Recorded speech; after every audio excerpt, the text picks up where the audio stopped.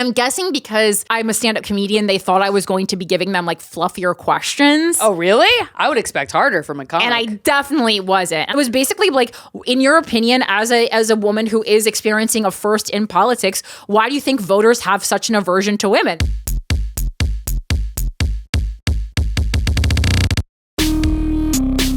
Welcome to Guys We...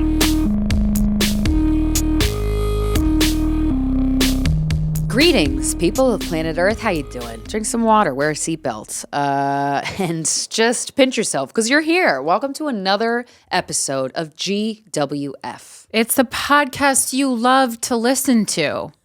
Did you guys know that? You love to listen to it, and that's why you're here. And maybe if I could get some sound in these headphones, that would be good. It's going in and out. It's going in and out. Here we go. That's what she said.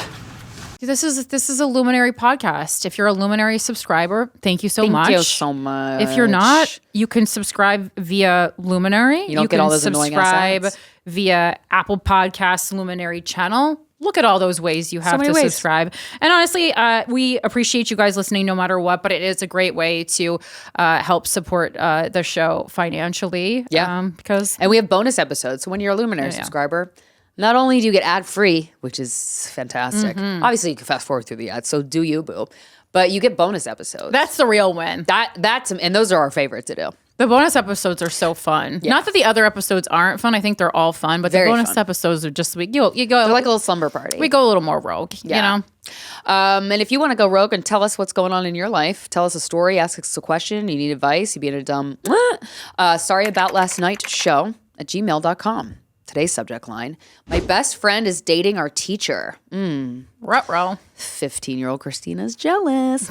Hi, Corinne and Krystyna. Longtime fan here. I've been listening to you guys since I was 20. You definitely raised me. Shout out to Less Lonely Girls. I just found out my closest family friend is dating our history teacher. Starting from the beginning, names have been changed. Thank you very much. Lauren and her younger sister Claire have been my closest friends since we were practically in diapers. Lauren and I, both 29, have physically moved far away from each other, but we have always remained close. I'm a bridesmaid in her wedding later this year. Her younger sister, 26, Claire, has kept more to herself as we've navigated our 20s.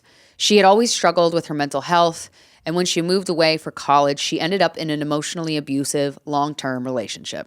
We used to keep in touch a couple times a year, as she always has been like a little sister to me. Shortly after finishing school, she finally escaped this relationship and seemed to be living her best single life when we would catch up. A year or two later, she moved back to our hometown in Illinois out of the blue. She had transferred jobs to somewhere local and got her own apartment.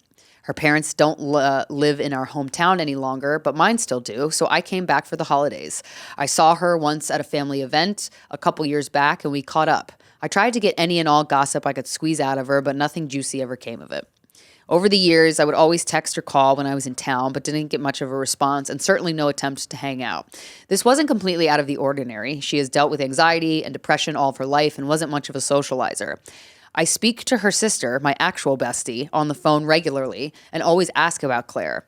She tells me this is a classic antisocial Claire behavior, no major red flags raised. It seemed like she was pretty close to her family and doing well from afar, so I left it alone. It wasn't until I visited Lauren last year to celebrate her engagement where I found out the real story.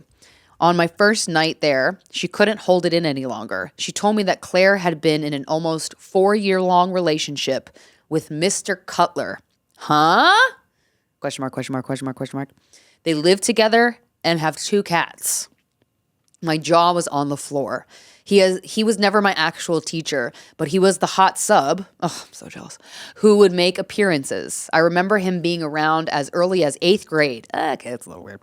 Looking back, he wasn't actually hot. He was just like 22 at the time and more of a proximity crush in comparison to any of the other teachers. I looked him up recently. He looks pretty much exactly like you would expect. Not hot. By the time I was in my later high school years, he was a full-time history teacher at my school, but never my own. Claire was a couple grades below me, and he was her favorite teacher, and she clearly was his favorite student. Okay, yeah, that's kind of weird. She would hang back at his classroom after hours, etc., and they genuinely considered each other friends. Even back then, I knew that no grown man wants to be your friend and would make comments to Lauren about that not being appropriate. At the end of the day, I don't think anything actually happened. Anything actually inappropriate happened at the time, but there was a definite grooming going on. Yeah, no, this is so funny because I know I say no grown man wants to be your friend, but I literally had a teacher, humanities teacher, who literally I was my friend and whoa, and never tried anything. How old was he? I mean, like elderly, not elderly, like 50s, 60s, something like that, like a grandpa. Yeah. Okay, so then that's I feel like that. There's my mom less would always tension. make fun of me. My friends would always make fun of me, and obviously they made jokes about it. But I'm just remembering this now. This was what I would consider one of my best friends. That's very sweet. In high school, and he ran chess club. Aw. And I would go and just hang out with him and just shoot the shit while he was running chess club. But it really wasn't sexual. So if you telling me that story, I'm like, yeah, that doesn't seem sexual. The teacher, he was like that with everyone, though. It wasn't like it was he did like me, but he was guy. This is a guy who I'm not gonna say his name because I don't want to. But if I said his name, anyone from years and many different years of attendance at high school knows this guy and loves this guy. That's lovely. Well, but it was weird. That was me though, because I was I can't be with these plebeians. That was me more so being I can't hang out with them, please. And can an adult talk to me? A jolly elder in the a lot of schools have that. My school had that with a jolly elder. I like that. That's funny. That's not a vibe where there's any tension there, right? Yeah, no, he had gray hair. Yeah. So because the teacher I was in love with, and also the teacher in my middle school that was an actual creep, they weren't close in age, but they were in their fucking 20s, and we were 13. So it's not that far off. The guy who had sex with a 16-year-old girl in my school, I guess every school has one. Yep, at was least. Also 22 or 23. He might have been 30, but he was not. He was significantly younger. Yeah, so it felt as the student, you're like, oh my God, this is naughty. Anyway, as I was graduating, this teacher had gotten quite the reputation. Yeah, see, motherfuckers talk. Students All the talk. kids know. Yeah. Always.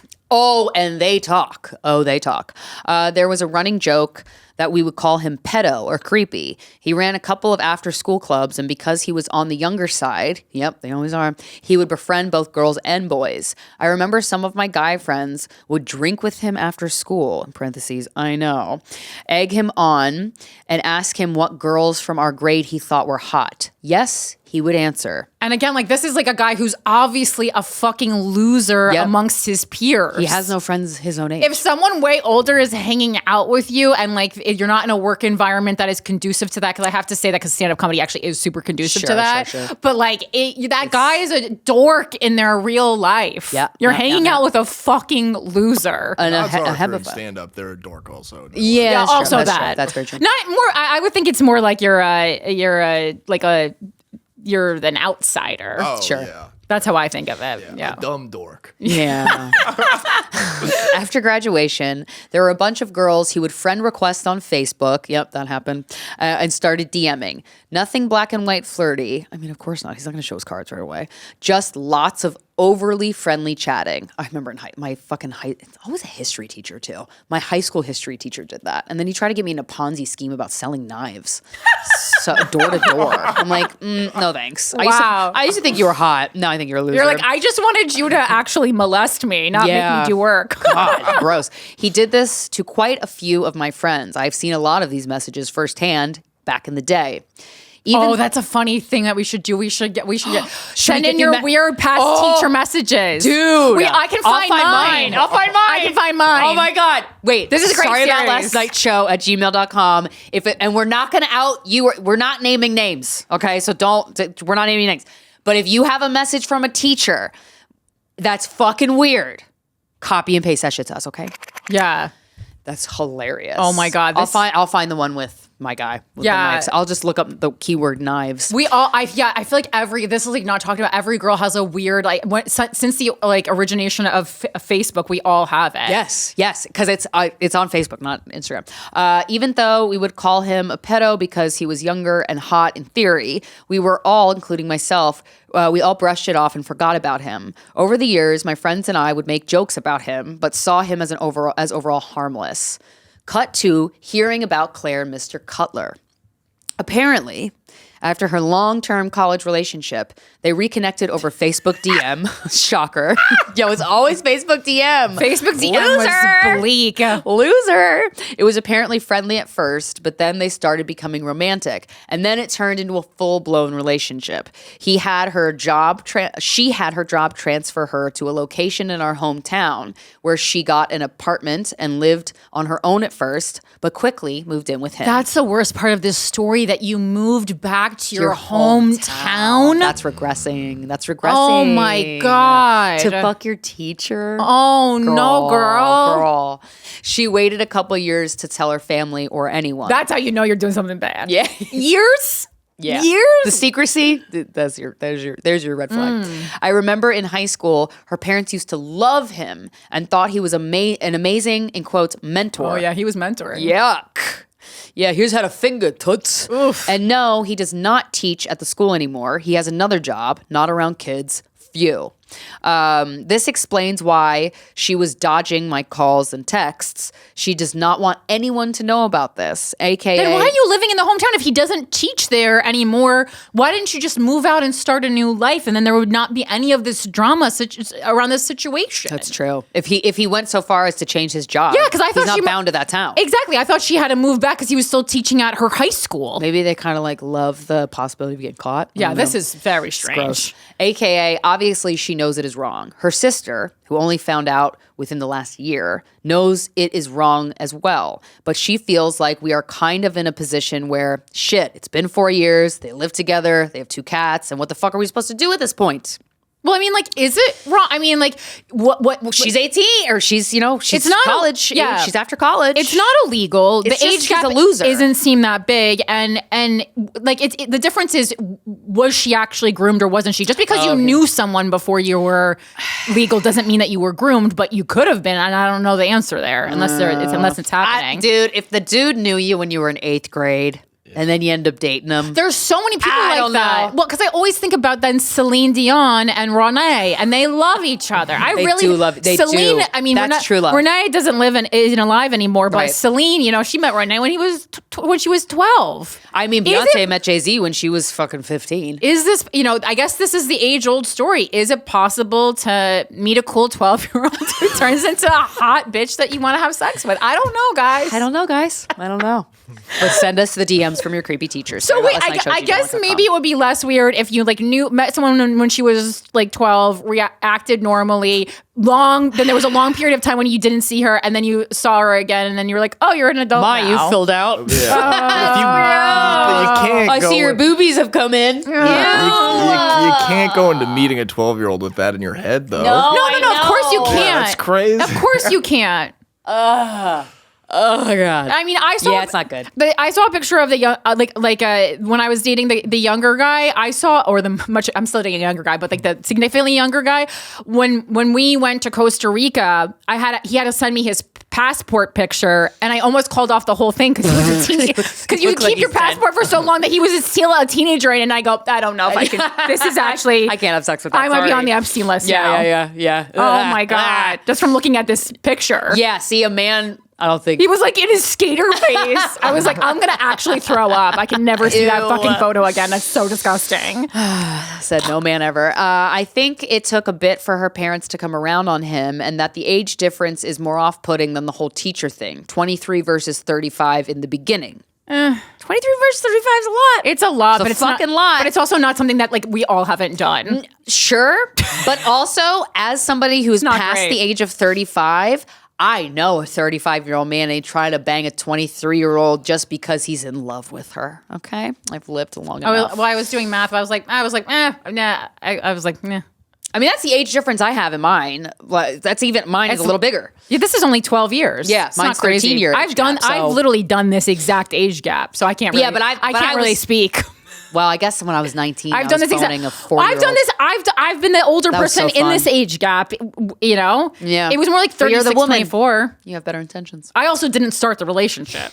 But they love him now. Okay, the parents love him now. All right. And just want her to be happy. All right. Apparently, their relationship is, in quotes, amazing. Well, I already don't believe it because no one says. And she is very happy and compared to her abusive ex. Oh, that's good. That's always good. It's always good when he doesn't hit me. Yay. Oh my God. He doesn't hit me. Oh my God. I think he just said emotionally abusive, but I was like, I would also argue that like it's possible this is emotional abuse if she was groomed. Yeah.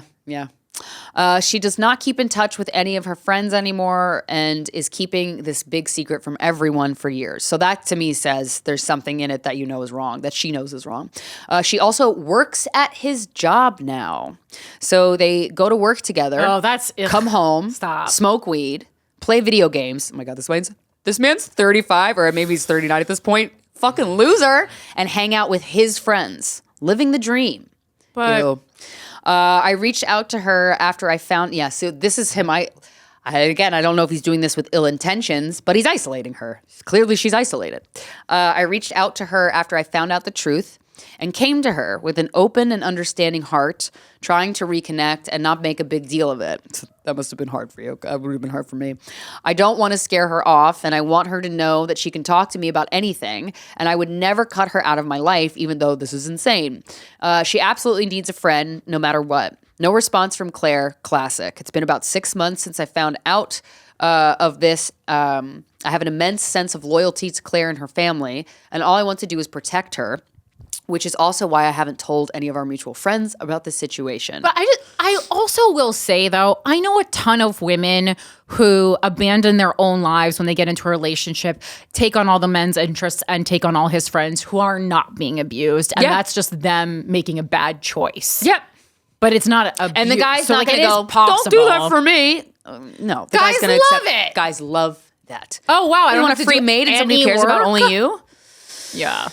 A couple weeks ago, I remembered he used to be in a relationship with another ex-student. Interesting. This was right after I had graduated, and she was about 2 to 3 years older than me, which somehow made it okay in my 18-year-old brain. They have a child together. What? Okay, he has a type. He has a type. Okay, yeah, now this it's is weird. Now it's weird. Now it's weird. You can still see the post of the sonogram on her Facebook to this day. Fun. No clue what came of this relationship, but they're obviously not together any longer, and she's definitely single parenting according to her social media. That's a huge red flag. No trace of him any longer. I am about if you have a kid and your relationship with them, you have a problem. Yep. I am about 90% sure that Lauren and family do not know about his kid. I would assume he told Claire, but who knows? Maybe he didn't. I don't know. It definitely makes the whole situation a bit ickier because this is clearly a pattern of his. Yeah, he's going Krystyna style. Yeah. Youngest I can legally go. Yep. Okay, it's time. Krystyna. The Krystyna Spread it. special. Please keep using that because he's been fucking welcomed back into the industry. So make sure to keep. Remember when Krystyna tried to solicit a nude from like a 16-year-old and she goes, "Ew, no." Yeah. That's such a hard one because I looked at all the information on Without a Country and I go, guys, he's technically not doing anything illegal. So I'm like, we probably need to change these laws. Because I go, he's literally, his tactic is every city he goes to, he's going as young as he legally can. He's staying within the legal limit. Ugh. Okay, time for my questions. It is officially the year that the sister Lauren is getting married. The bridal party for this wedding is just me, my boyfriend, Claire, and Mr. Cutler. What? He's in the bridal party? Yo, that's fucking weird. Bonding time. Yay. There also might be a bachelorette party in the next couple months with just myself, Lauren, and Claire. Oh, this is going to be fun for you. Yeah, not for Claire. I wish I was invited to this. I cannot imagine just hanging out with them like normal at the wedding, but I will certainly fake it if I have to. My question is, what the fuck do I do? Do I mind my own business, assume they are happy and all is well, and leave it completely alone? Should I tell, I think you put the wrong name, so I'm just going to say this, Lauren, about the kid pattern thing, and or bring it up casually to Claire, as it could technically be public knowledge? Claire is definitely the type to scare off easily. I don't think she's going to get scared off of him easily. Been together for How too long. about across the table over the centerpiece, you ask Mr. Cutler, how's your kid? I mean, I like that. My approach is to make him uncomfortable, not her. I would leave her alone, and I would because you also you know him. He worked at your school. You know him. Remember when Catch you up. were my sub? That was crazy. Catch up, ask him about his ex. Ask him about his kid. Bring one of your old yearbooks with you. If it's June, say Happy Father's Day. Can you sign my yearbook? Ask him how his Father's Day was. That's so funny. Can you sign my yearbook? That is funny. Bring your yearbook. That's really funny. Am I supposed to refrain from posting any wedding pics on social media because it will reveal their relationship? Well, the thing is, if you didn't know about it, you would have posted it. Yeah. Like, if Claire is this secret about it, I think she would know enough to say, hey guys, can you please not post it? Yeah, she'll say something. And then I think my answer to most of your questions is going to be to use curiosity and go, oh, Claire, wow, you guys are together. That's crazy. How did that happen? How do you feel? Like, is he a good partner? Like, that's, just be curious. Am I supposed to refrain from posting any wedding pics? Right, because if she says don't post, you can ask her why. Am I supposed to refrain from posting any wedding pics on social media because it will reveal the relationship? Do I have to call him by his first name? I would call him Mr. Cutler. That's fucking hilarious. I mean, if you want to be a cunt, call him Mr. Cutler. But otherwise, I would say yes, call him by his first name. This whole thing is so weird. My gut is telling me to leave it alone, keep this to myself, and she will get out of this relationship or not in her own time. I mean, yes, that is correct. Like I said, all I want to do is protect her, which is why I am helping keep all these secrets. But is that the right thing to do? Keeping secrets love your is thoughts. usually not protecting someone. Yeah. But I also secrets think is how abuse, which you will hear in the conversation you're about to hear. Secretiveness is how abuse stays alive. But also, there is, besides the grooming, there is no actual abuse. I think she's. That we know of. I think she's. It's a secret because she's embarrassed and she doesn't want to get mocked, which she 100% would. But again, then I say why are you living in the hometown when you absolutely don't need to? That's a very weird move. But we're jumping to she's being abused. I don't see any sign of that. I think it's icky. I think this guy obviously is trying to go as young as he can and likes probably, I'm guessing, something about the power dynamic. That being said, many women like things about the power dynamic of dating a much older guy too. Yeah. Again, I'm not saying it's okay, but sometimes you got to learn for yourself that a situation is fucked. We also get so many emails on this show, and we were actually talking about it during the conversation later, but about this is about my friend and I think something is going wrong, but it's is there? She didn't reach out to you for help. You haven't had a relationship in years. You've reached out. She doesn't want a relationship with you, it seems, and yet you're still writing this email. I'm not saying you're a bad person, but it's why do you? I know you say you care about protecting Claire, but you don't have a relationship with her at this point. Yeah, so her sister is your best friend. What's going on here? And it's she has this fucking sister. So my question to you is, why are you so overly interested in a life that is not yours? And I'm not saying it to be a cunt, but we get this type of email so often on the show, and I really want to get to the bottom of it. If this was your best friend, it would, all right, cool, let's fucking, right. But it's your best friend's sister, who you're still close with is cool, but... I wish in real life women cared this much about each other. I know. Because it's just I just think this is a juicy situation. Exactly. It just feels and I would be. Yeah. But not I guess. I'm not saying again, I'm not saying you're a bad person. I'm just saying there has to be a reason inside of you why you were I'm going to sit down and write this email to the show. Because I don't think this woman is... we've all been I don't think she's really in imminent danger. Mr. in Cutler any way. is a fucking loser. He's a loser. And he's getting away with... She's getting a loser. We've all dated losers. He's getting away with behaviors that I personally wish he wouldn't get away with. And I'm sure you personally wish he wouldn't get away with either. But like Corinne said, he's not doing anything illegal that we know of. I would definitely make sure she knows about the kid, though. I think that's perfectly fine. Yeah. Yeah. Father's Day is coming up. What are you doing? Yeah, just be like, oh, do you have any relationship with his kid? You can bring it up very innocently, and then if she goes, his kid, you can even go, maybe I'm considering having kids of my own. What do you guys think? Do you have kids? Or and if she goes, his kid, you can go, if she goes, his kid, what do you mean his kid? You go, oh, I guess I saw something on Facebook that left me confused. The background on your or iPhone Instagram. is the sonogram picture. Oh, look, my alarm went off. Weird. Because she definitely, and that's if someone, I think it is a fucking abuse if someone has a child and they didn't tell you. That's fucking crazy. Yeah, because you are entering the situation without all of the knowledge. You're that's entering a manipulation. relationship. They're withholding knowledge from you. and you're entering the relationship without this knowledge, and that knowledge could have changed how you feel. False pretenses. Exactly. Yeah. It's fucked up. Yeah. But It is very juicy. Again, like I don't, like the other, having the relationship with the other ex-student, that's very fucking weird. Very weird. Obviously, he doesn't work at the school anymore. That's fucking weird.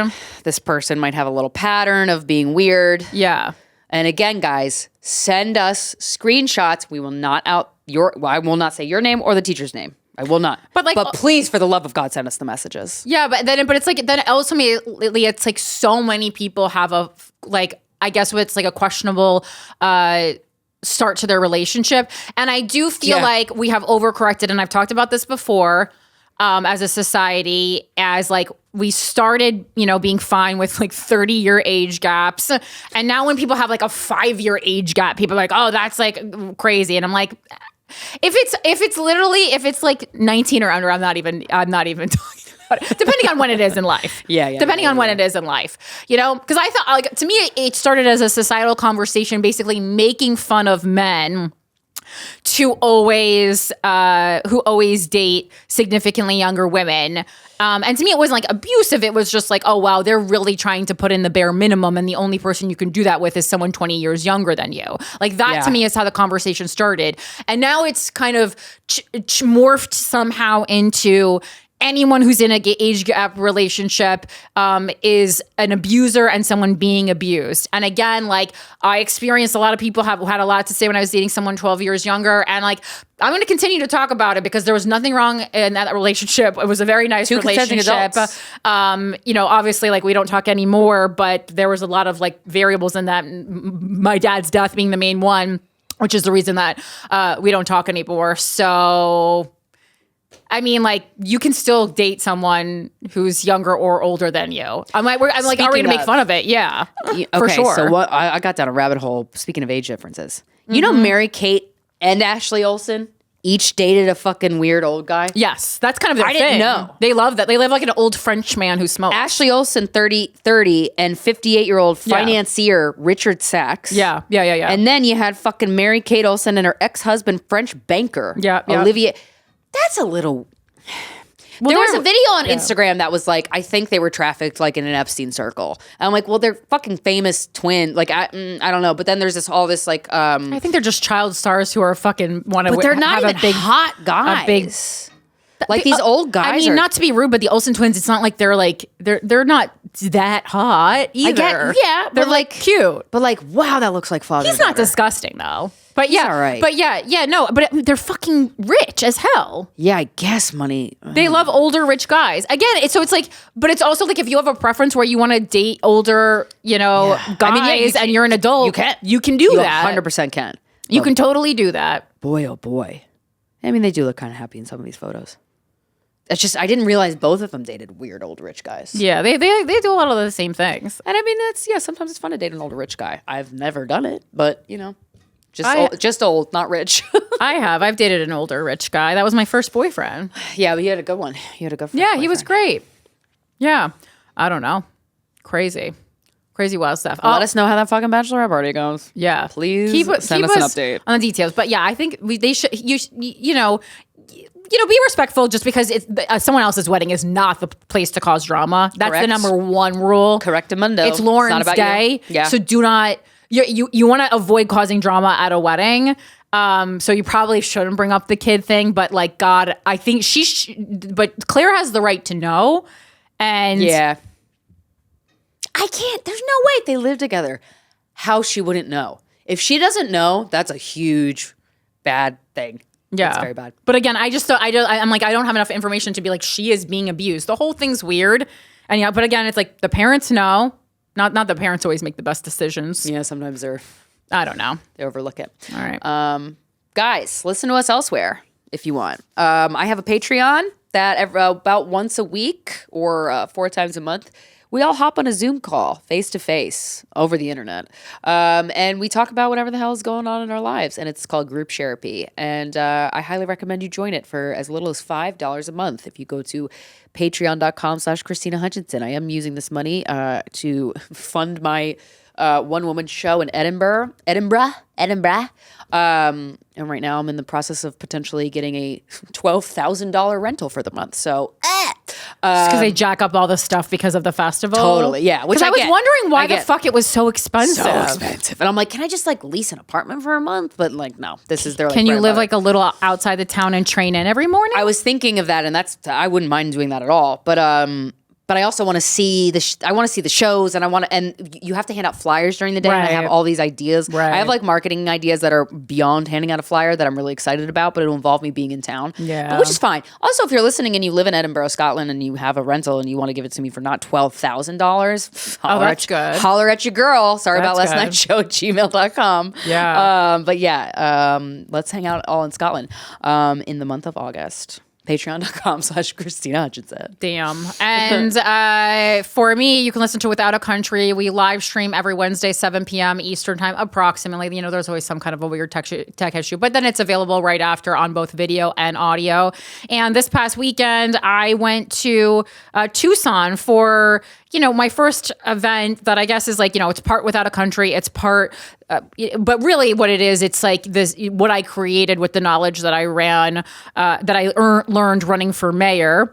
And, I had promised that I would, take all the faith and the money and the time you guys invested in me, and I make sure I was doing something with it while still, going back to my occupation, which is stand-up comedian. And like, how can we meld these two things? And it's hard when you do a lot of things and have a lot of interests because, to expand a fan base, you kind of have to have a simplicity about how you're perceived in the world. And that's been very difficult for me because I love being a stand-up comedian. Every time I'm on stage, I'm like, I love this. This is like my favorite moment in time.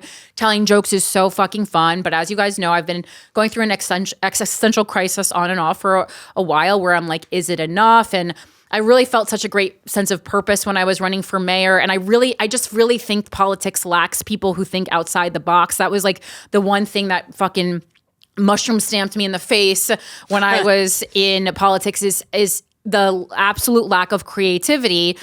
And it is a problem. And I think more creative people need to get into politics because problems aren't being solved because people lack creative approaches to them.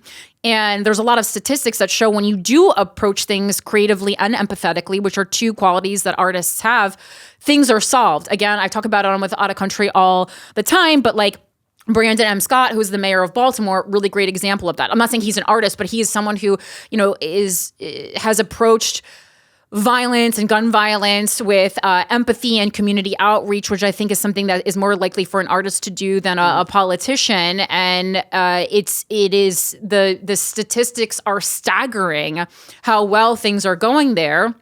And so, yeah, I was in Tucson this weekend. Number one, my first time in Tucson, loved it. Oh, what a cool town. Weird city. I really enjoyed it. I want to shout out, because you guys know I go to a witchcraft or metaphysical store pretty much in any city I go to. If you have one, I'm going to find one. There were plenty there. I knew there would be when I went and saw how weird it is. Also, randomly, I realized it was the hometown of Linda Ronstadt. So, oh my God, I love her. Very cool.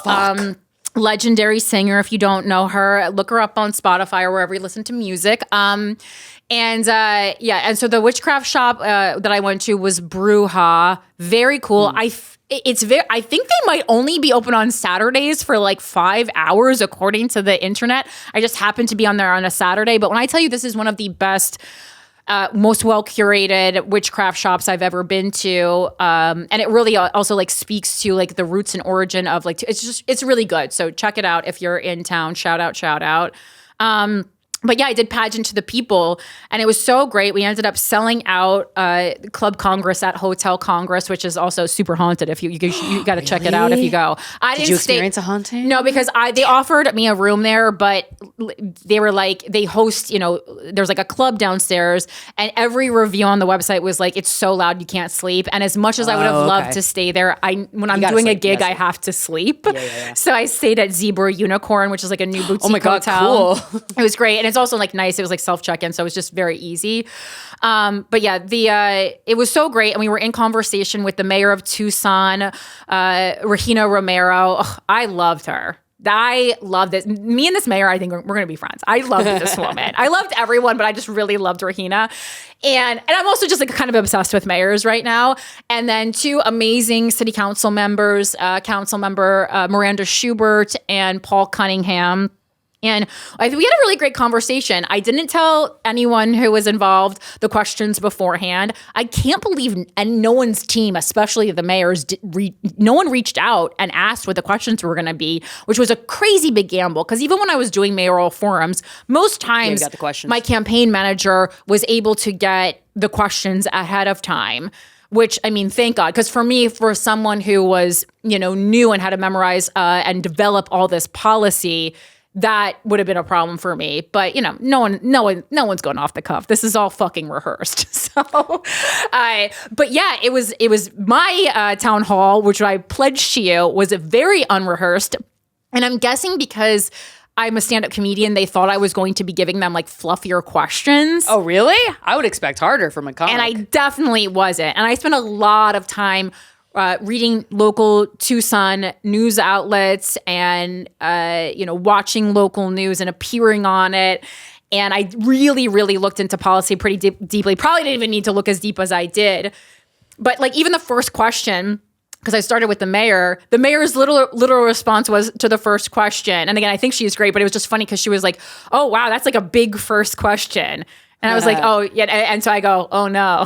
I'll fuck around. And I didn't even think it was that big question. It was basically, to summarize, it was a question about how, she's the first female mayor of Tucson. New York City has not had a female mayor. We haven't had a female president. And it was basically like, in your opinion, as a woman who is experiencing a first in politics, why do you think voters have such an aversion to women? That was my first question. Yeah, I didn't think it was that crazy. Easy. Yeah. And we also deal in... we're intense thinking. And I was also like really curious to know, but I think everyone did a great, I definitely like put them on the spot with pretty big complex questions, which was like, again, I didn't want to set them up to fail, but I wasn't going to just serve them softballs. That's not the purpose. That's not interesting. And fucking my questions, I knew that mine, even though they were complex, would be so much nicer and lighter because I am not a person who lives in Tucson. So I have less stake in the game no matter what. Yeah. And I knew that when I turned it over to the audience, the constituents, that they were going to absolutely eat why is my alive. Trash can like this? Why is this fucking thing like this? And they did. I mean, first Mike goes to the first person coming in hot. Why are there so many people experiencing homelessness? And why, when we talk about homelessness, are we only talking about unsheltered homelessness, not things like people who are, couch surfing, but, don't actually have a home. Right. And it's also something that people don't think about when we talk about, local public policy is, and when you and I did the Hope survey here in New York City, you and me, my boyfriend, that was exactly what we were doing. We were specifically surveying unsheltered homelessness. Yeah, not sheltered, but there's that's true. Whole additional statistic of sheltered homelessness, which is also a huge problem. If you don't have a residency, if you don't have a permanent address, that is a huge issue that your local politicians should be working on. Yep. So anyway, I went into that, and then everyone did a talent. The mayor did roast jokes, and she was so nervous, and she like killed it. It was so funny because she was just like, she did like roasted kind of Donald Trump a lot. Amazing. It was really funny. Paul Cunningham rapped. He actually has a rap song out with some like local big rapper, and we tried to get the rapper to come, but he wasn't available. But he wrote this whole new rap for the event. Nice. My name was included. I was like, wow, my first mention in a rap song. Spit bars. And then Miranda is a roller derby. I don't know the woman, a roller derbier. And so she did roller derby on stage and she ended up winning. It was really good. And it was so nice, especially after things, escalated. But I did, kind of either preface it or follow it up by saying, listen, like, obviously you guys have every right to be mad. I would never tell you not to address your local officials in this way or to, put them on the spot or make them answer hard questions. But I was like, I do also want to point out that none of these people had any obligation. I mean, I guess they have some kind of an obligation to listen, obviously to respond to constituents. But I was like, this show was a big ask to ask them not only to do a non-traditional town hall and perform a talent, and all of these people said yes. So I think right there should buy them a little bit of grace that they are really willing to show up for the people in their community. But yeah, so after, obviously hard questions, angry people, and there definitely is a homelessness and visible drug use problem in Tucson, but that's a problem in pretty much every city that I go to in America and in Canada. There's almost never a time when I don't see a ton of homelessness and then, and a ton of visible drug use. There's no direct flights to Tucson. So, after Tucson, I was in Atlanta and then got fucking stuck there because of the blizzard, and ton of homelessness, ton of visible drug use. So, it's not like it's a unique problem, but it's obviously a problem that we have to tackle, as Americans and as Canadians. I would actually bring you guys into it as well. Yeah. We shouldn't live in a country that allows billionaires to be billionaires, and then there's just people going unhoused. That doesn't make any sense. Perfect, because I'm going to Albany to the Tax the Rich takeover tomorrow, so that's my next order of business. Why, like that guy, I don't know if you saw that viral news clip of the local New Yorker going like, this is why we shouldn't allow private equity to get involved in housing. And I could not agree more, sir. Oh, I didn't see that clip. The reporter kept dodging it. And I'm like, bitch, let him finish. Let him finish. So just he's right. Yeah, it was just like a really great event. So if you are working local politics wherever you are and you're interested in having pageants of the people come to you, please hit me up. Absolutely. I can give it out. You can just, I was going to say, maybe you could hit up like Corinne Fisher for mayor at gmail.com. I don't check that all the time, but I probably should. Then oh yeah. Yeah. I was like, forward it. I look at the inbox every week. You could check out any of these. And, then I started my journey home. And I really didn't know how I was going to get home. And I really needed to get home because this is like a huge week, a ton of things that I have to do, both important and things that money I need to earn, specifically happening this week. And I was fuck. So I didn't know I was going to get home. And then finally, I literally think I got like the second to last ticket on the last train that actually wasn't canceled and made it from Atlanta to New York City. So I embarked I've always wanted to be on a 19 and a half hour train ride. And I was like very on the fence if I wanted to shell out the money, because now I've not only not made any money on pageant TV, but now I've actually lost money at this point, but like whatever. I said, this is going to be it'll come back to you. This will be my ad campaign if I ever run for office again. Like, this is how committed I was to it, that I actually went to Tucson to lose money because that's how much I care about local politics. Yeah. But the room if you ever have the opportunity to do a sleeper car on an Amtrak and in the time, God, it was worth it. I had the fucking time of my life because it was pretty miserable. Like, the event was amazing, but all the travel involved was miserable. They also like sent my luggage to the wrong city on the way there because it was delayed and like the connecting flight missed it. So obviously my luggage missed it. I had to go back to the airport, get my luggage. Fuck, they didn't deliver it to you? What the fuck? Well, I would like, they would have, but it would take too long. And I was like, I'm shit. only here for one day. Yeah. And all my merch and all my outfits, and I was it's not. Can't spend. I was like, I'll just eat the money going back to the airport, and it's better. It's cheaper than having to go out and buy a new outfit and new shoes. Yeah. And also, that's just a waste of time. I wanted to be studying policy, not fucking shopping. So yeah, I got it back. But then, so I got on the train. And first of all, the whole time I'm nervous that the train's going to like end up stopping in Virginia and they're going to be like, we can't go on anymore. And now I'm just like in Virginia. And obviously, like, out of all the cities that I had been in, I would have just wanted to stay in Tucson. But I was like, I really need to start making my way back and just hope for the best.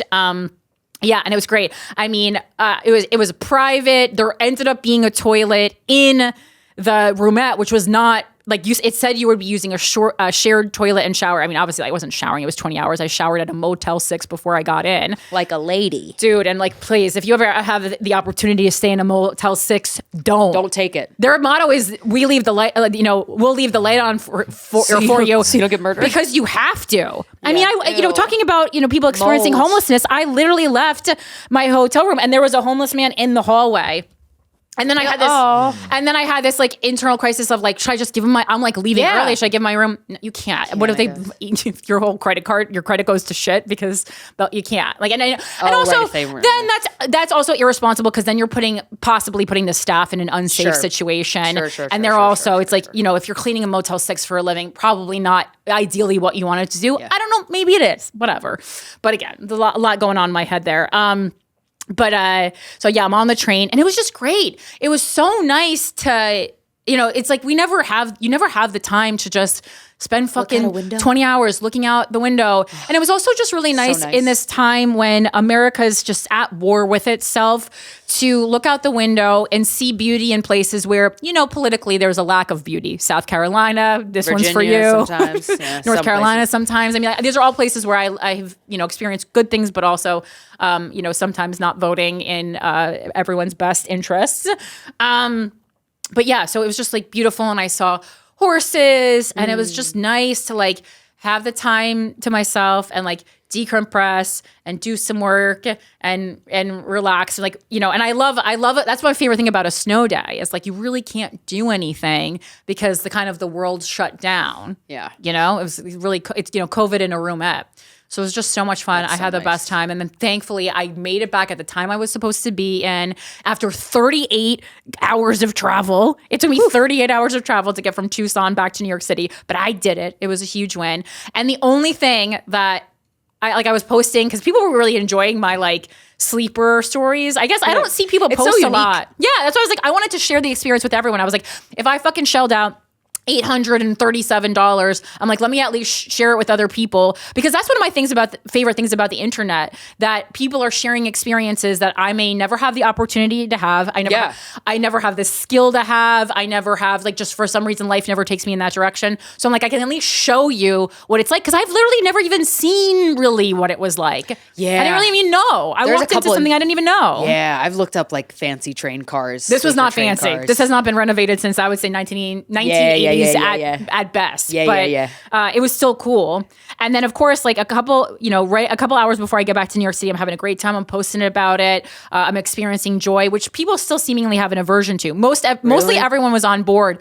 But I've been posting a lot of like joyous things recently because I don't want to forget joy amongst the turmoil. Oh, it's the most important. And like I lost so many followers with my Valentine's Day photo dump specifically, but you know how people be acting on Valentine's Day. And I even waited a couple days after. I didn't do it on the day.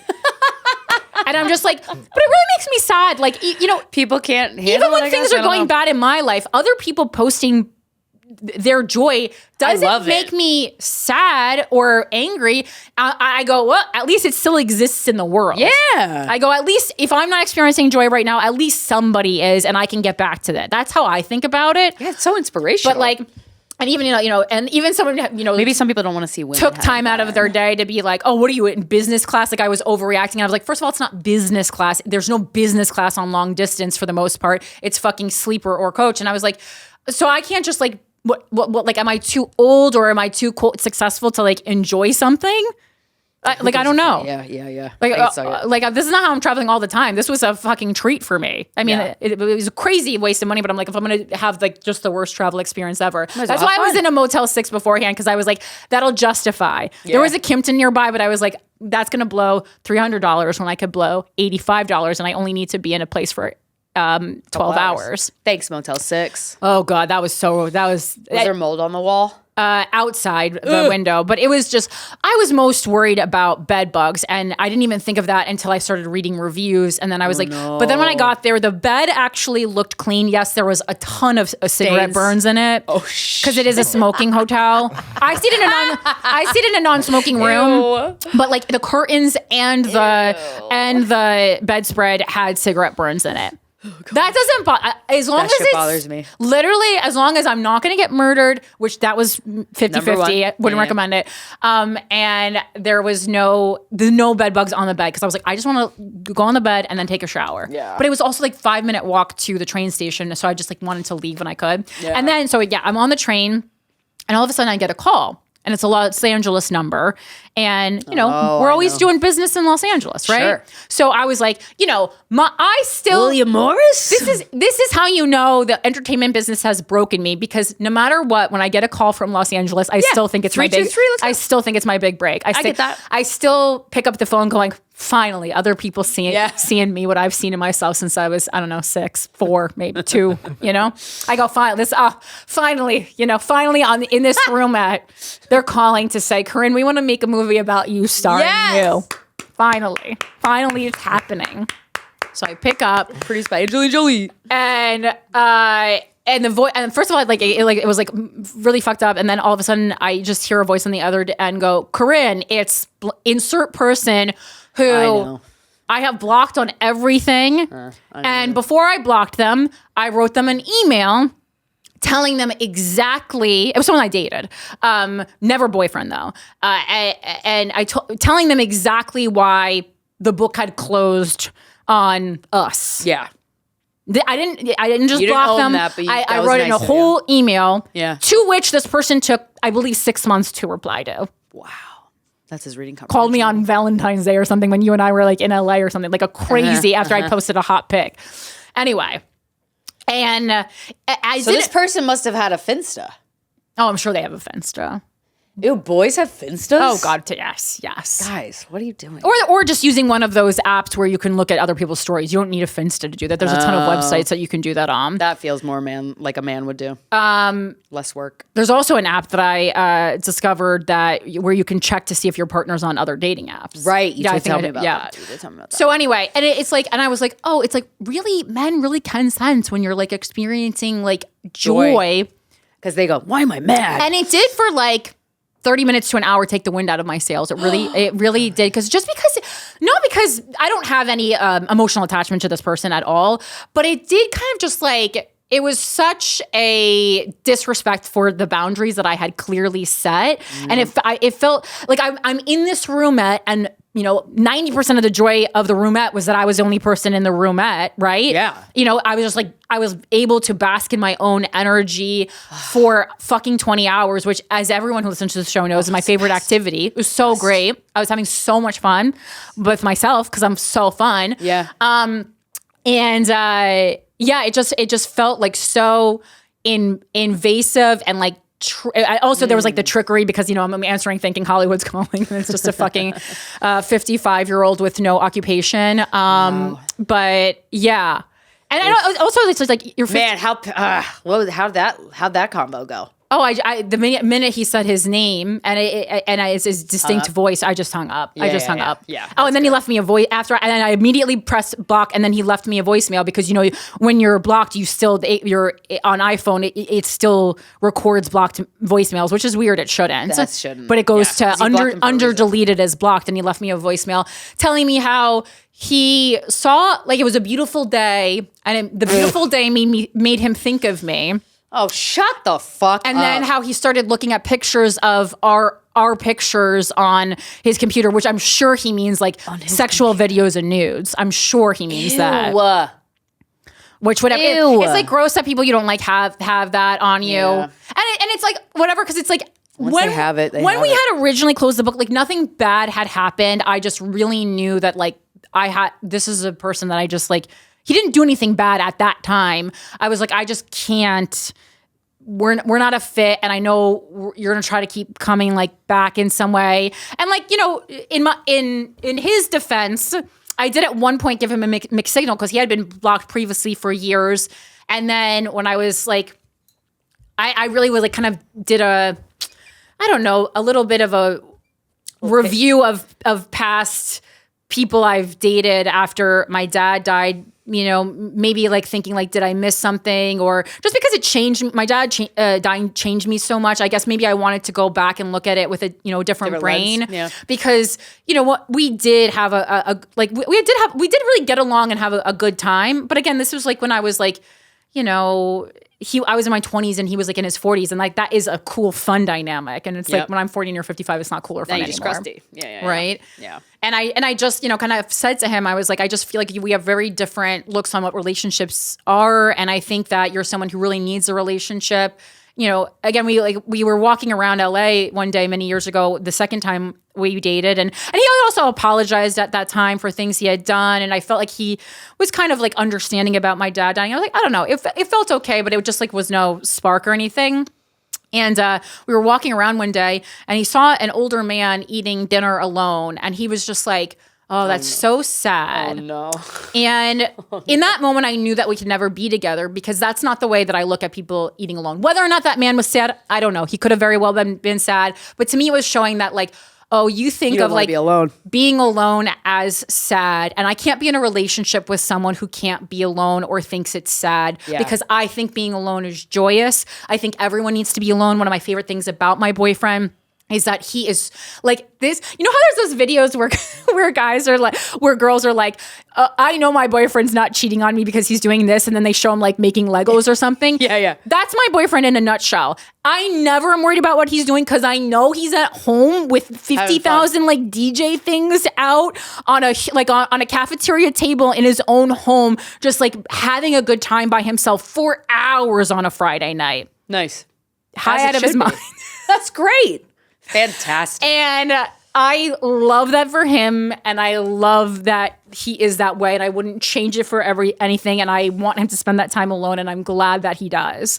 But yeah, it just like I kind of haven't had an experience like that for quite some time because I've been in a relationship for a while, and just like, getting older, people stop kind of acting like that, or you hope that they would. You hope. And I was like, oh God, it's just like, get the message, respect the boundaries. I feel like there's two reasons why you block someone. One is because you really don't want to see them because you're just done. You know you would slip back into it. You want to protect yourself sometimes. Well, not even slip back. You just don't want them to have access to you anymore. Yeah. And then the other reason is more so like that. It's like, it's just sad. It like makes you sad to see them. And like, you just know that you would like punish yourself. Like, and I certainly have people blocked in my life. Not a lot, maybe like one who I think we have each other blocked because it's just not going to work, but we're sad about it. Yeah. But then everyone else I have blocked because I don't want them to have access to me. And I feel like the person who is blocked with love thinks he's blocked out of hate. And then I think everyone who's blocked out of hate thinks that they are blocked out of love. I think Men do be twisting it. I think the person who definitely called me yesterday really thinks that like perhaps my heart's too tender because I just can't tempt myself with him anymore. Aww. And I just don't I just don't even know where to go. But I was so mad that he, even for a minute, like depleted the level of joy I was experiencing. While you were in your sleeper car. Yeah. It's just like jarring. And I told my boyfriend about it. I was just like, because I love I can like literally tell him everything like that. And he's like he's not like weird. Thinking I'm doing like shifty stuff or anything. But I was just like, God damn. And I mean, I looked back just for my own sanity to see when's the last time I talked to this person. Take a guess when's the last time I talked to this person. Give me a year and a month. August of 2021. Month is exactly correct. So that was good. But I was like, the year was 2023. But that's still like we're in 2026 now. That's a long time. And again, someone who was given a detailed email. Yeah. You know I write a detailed email. I know. Yeah. You know. So you make bumpers with their thoughts, meaning like, let me guide you to the truth here so that you don't have free range to go, what if? I answered every question that could have crossed his mind because I didn't want to do it. I thought we were in a good place and I wanted to do it with like love and care. Yeah. I was so specific. God, when were you? But he was probably like, I climbed walls for you. Well, and I made the mistake of going back once. Yeah, happens. So he thought he had a chance, but I just was like, oh, this is, it's very rare that I have a juicy story like this for the show anymore. Right. And that's good. That's a good thing. It is. It's a sign of maturity. If you're 40 and you still have a lot of stories like this, something's wrong. No, that's not good, girl. That's not good, girl. But I was just like, God damn. Yeah. I don't know. It's fun stuff. It is. So you watched, we've been recording for a minute. Who cares? Whatever. Let's do it. You watched mega episode. America's Next Top Model. Yes. Girl. I watched America's Next Top Model. No, I watched all. Yeah. I was going down memory lane watching this 3-part documentary on Netflix because I'm like, oh my God, I remember watching all of these episodes. Yep, me too. And man, the 90s and early 2000s was not nice to women. Holy shit. Yeah. And I always felt like, I don't know. I was like when Britney Spears came out. Yeah. I was like, I want to wear a fucking short skirt. When we went to Victoria's Secret, I guess I want letters on my ass. Right. Nah, man, that was some creepy man's dream, baby. It's crazy that I really do feel like I came out of that period of time like really unscathed. So it doesn't resonate as much with me. But then you look at it and you go, this is crazy. Because I didn't struggle with eating disorders. I had one for like a month, but it was a control thing, that it wasn't a body image thing. So I never struggled with body image issues. But I know a lot of women that have that. It runs really deep and it sucks, man. It sounds like it really fucking sucks. The body issue shit on the America's Next Top Model. I'm like, God damn, if I had body image issues, I would have been traumatized by these shows. I just wasn't. Yeah. And I knew Tyra was fucking cray cray. She started out the show, I think, because she wanted to, with beautiful intentions. But my God. I think it was But genuine. the thing that got me, I'm like, maybe Tyra's changed. Yo, she didn't change. She didn't motherfucking change in any way, because they were bringing up the abuse. I mean, look, it's so interesting to me how societies, we evolve, and we evolve very quickly. I think with women's issues, we've evolved very quickly. And then gone back a little bit. Oh, 100%. Very draconian. But with certain things like, the fact that there was just these challenges that these models had to go through, no actual model has to fucking do. No model gets asked to change their race or to like to have like a photo shoot with a cockroach or a giant spider. The blackface photo shoot was wild, even for that period of time. Girl. I mean, it had been decades since blackface was acceptable in entertainment. I can't believe. I guess because Tyra's black, she got away with it. I guess it was but crazy. Like that, but I mean, blackface was a thing because white people thought black people didn't deserve to be in art and culture. Like, what are we talking? Like, right. Boy, oh boy. And just the abusive stuff was crazy. Having a photo shoot where you look homeless with actual real life homeless people. Yeah. What? That's crazy. But when I watched it as a kid, I was like, this is so unique. Well, I guess because we had grown up on Zoolander and Derelict, you know? That's true. But like, obviously in Zoolander, he's making fun of the fashion industry. But I want to, like, Tyra, I was like, I thought, because she said a couple things, her current day Tyra, that I was like, okay. Yeah, like she's like, sometimes people got to learn in public, and sometimes I need to learn in front of everybody, and like that's good. And I'm like, that's good. Yeah. She also code switches a lot in the documentary, and like when she's saying something fucked up, she code switches. And like, I don't really want to speak on it. Scares me extensively because I don't really think it's like my place as a white woman. But sure. Just watch that code switch. It's crazy. But the we were all rooting for you bullshit, like that. We were all rooting for you. It was a memory that everybody has of America's Next Top Model. Like every girl that watched that was like, oh fuck. But and I watched that and I was like, God damn, she's mean as fuck. I remember thinking that as I watched. I watched all of these seasons of America's Next Top Model live, pretty much. And I remember going, oh my God, she's being such a fucking monster to this woman who's like not. I mean, I related to that woman in that like she was being accused of not showing an emotion enough. Like, oh God, I hated that. Well, I think this woman's story was insane. Yeah. Like she has overcome incredible things to be there. Yeah. And Tyra doesn't like the way she reacts. It was so controlling and narcissistic. But I think it was based on the reading challenge, and to me, which was fucked up. Well, to me, I'm gonna give you Hermes. I didn't know Hermes was pronounced Hermes. I thought it was Hermes. Yeah. Until I was like 32. Until like 3 years ago. Yeah. But I was also thinking like, everyone was having struggle with the French names and the designer names, but people don't talk about the literacy rate in America is surprisingly low. Yeah. And I was actually worried because of her upbringing that she might have actually like not fully known how to read. Like, remember when we all found out that Fantasia Barrino was illiterate? Oh, from American Idol. And she ended up like talking about it openly. Yeah. And obviously she could learn a song because you're memorizing. Yeah. But as I was rewatching that clip, I was like, that's fucking cool. And again, I'm not saying that she doesn't know how to read, but like, I'm like, you need to have empathy. Like, I know this sounds crazy, but all adults in America don't know how to read. And when you're doing a show like that has nothing to do with being able to read, it's a look show, it's a modeling show, it's a personality show. Like models, Tyra should have probably known that was a possibility. That's what I gained from this docuseries.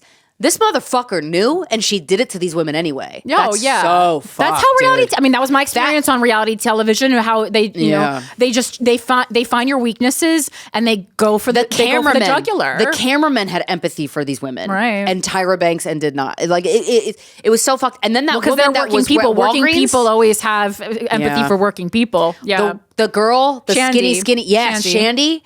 Yo, I didn't realize that storyline. I didn't realize she was sexual assault. Like that was. Yeah, I didn't realize it was sexual assault at the time when I was watching it. I just thought she like got drunk and made a mistake. And I remember at the time thinking it was crazy that Tyra went off on her, even when I just thought it was cheating. Yes. I thought it was crazy. The fucking dinner she had with them the next day. So I was rooting for Shandy to end up with the European guy because I was like, upgrade to this European guy, and because your boyfriend's ugly and controlling. Yeah, it made me sad that she was still crying about him to this day because his reaction to you fucking bitch to her was so awful. Yeah. And the fact that she even tried to make it work and seemed to still be mourning the relationship really fucked with me because she's so much better than that. She had like a beautiful heart. They all fuck all that the guy. Models, he deserved to get cheated on. All the models had such like when especially you hear these stories today, I'm like, God damn, you were such a beautiful, and you still are obviously a beautiful soul, but like you were taken advantage of as a fucking 18-year-old, 19-year-old, like, and Tyra fucking knew, because she was just being reminded of these instances of abuse, current day Tyra Banks, and she was like, haha, that was crazy. Yeah, bitch, that was cruel. Like that was cruel. Again, I think it's, we talked about it but I think it was before we started rolling, but it's also because when you've experienced that kind of treatment firsthand, you think that everybody is else. A due that needs to be paid. We experience that a lot, with in women. Comedy with women and sexual, assault and harassment for sure.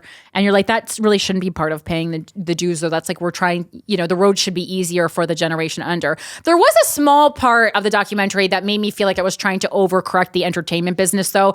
As in, there was kind of like this layer of the show that was basically trying to say anyone should be able to be a model and it shouldn't be hard and you can be ugly. And I did not agree with that storyline. You're a model because you have a unique look. I was You're like, hotter than literally the occupation of like that was the one. I want my models to be hotter than me. Or that or that succeeding in a certain area shouldn't be challenging. Like that was very 2026, and I didn't agree with that part at all. That part was pissing me off. Yeah, and I mean, and as a society evolves, we handle certain challenges. That also evolves, like the way we our tolerance for certain things. Like back in the early 2000s when the show aired, and it was crazy the shit that was doing, but like we didn't have that wherewithal as a society to go, hey, this isn't right.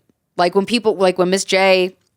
And then they were talking, and Nigel, they're like, yeah, it did seem fucked up, but I didn't say anything. Like, yeah, it wasn't, you weren't the pioneer that said something before society realized it was wrong. And that's okay. That fucking happens. Yeah, the craziest part of the whole documentary that made me think the least of Tyra Banks was actually, and sorry, tons of spoilers, obviously, was when she cut off Jay, Manuel, Miss J, and Nigel. That was fucked. Her treatment of, I think that was really fucking I could actually creepy. give her a little bit of room with some of the stuff for the show.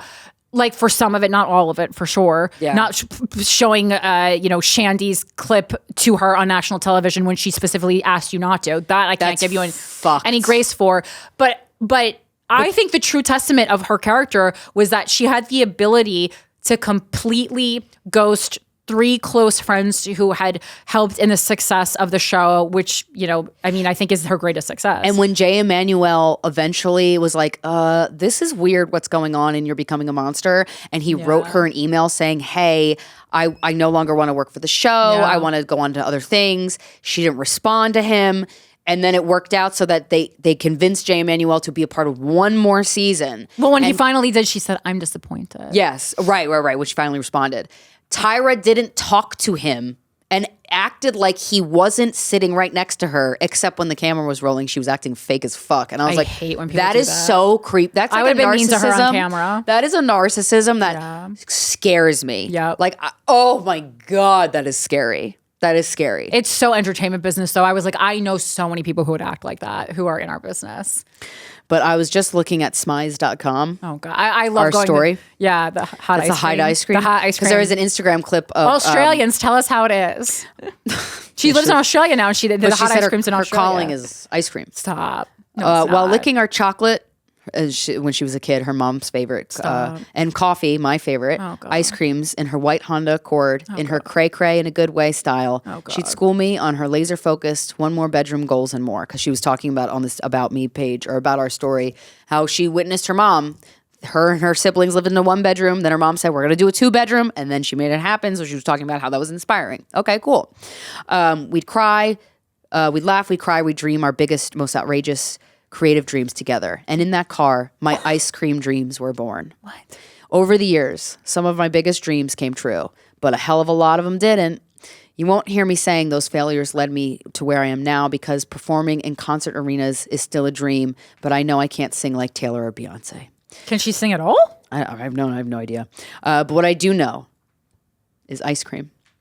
The science of it, the creative art of it, the nerdy, technical, and yummy, tasty parts. I'm like an ice cream sommelier.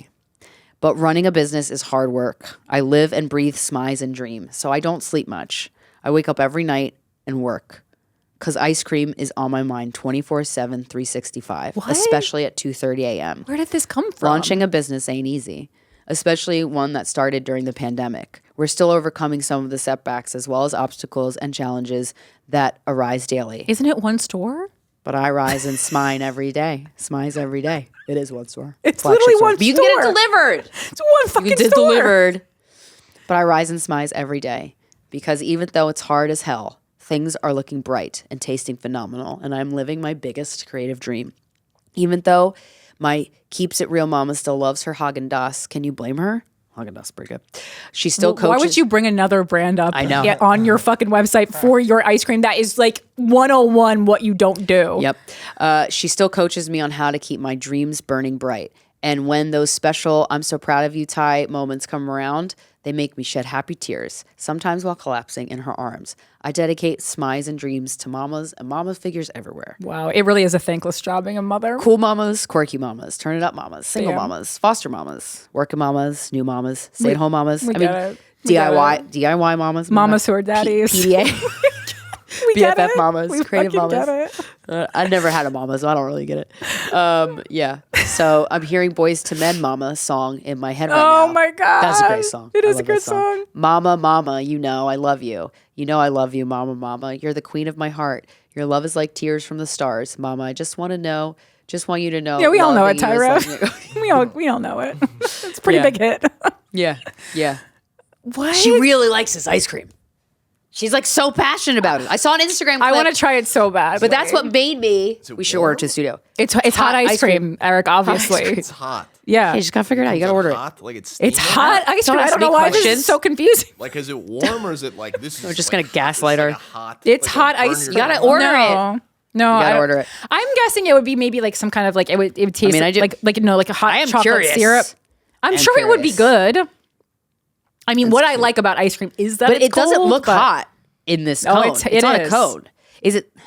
It's hot. It's a luxury design.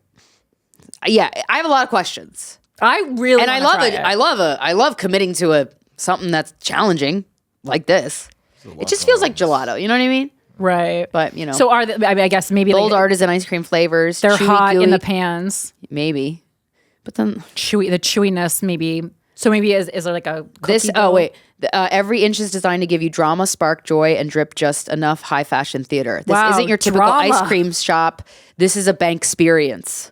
An ice cream dream. That's why you're not true. doing well financially. You did Trump Plaza to serve an ice cream cone. When the product is that inexpensive, you have to really mark it up. Yeah, by putting it under gold bars. Yeah, if it's going to look like that in the shop. I mean, look, if I lived in Sydney, I'd fucking be there. Oh, I would. I was actually 37 Wheat Road, Shop 9 in Sydney. First thing I did after watching episode 1 was run to check if they had opened one in New York. Yeah. Because I want to try that. Because things open in New York all the time, and I have no idea. Like I was devastated that I didn't make it to like this Nintendo store in Tokyo. There's one in Rockefeller Center. I had no fucking clue. I had no fucking clue. You gotta go, bitch. Yeah. You know who does have a clue?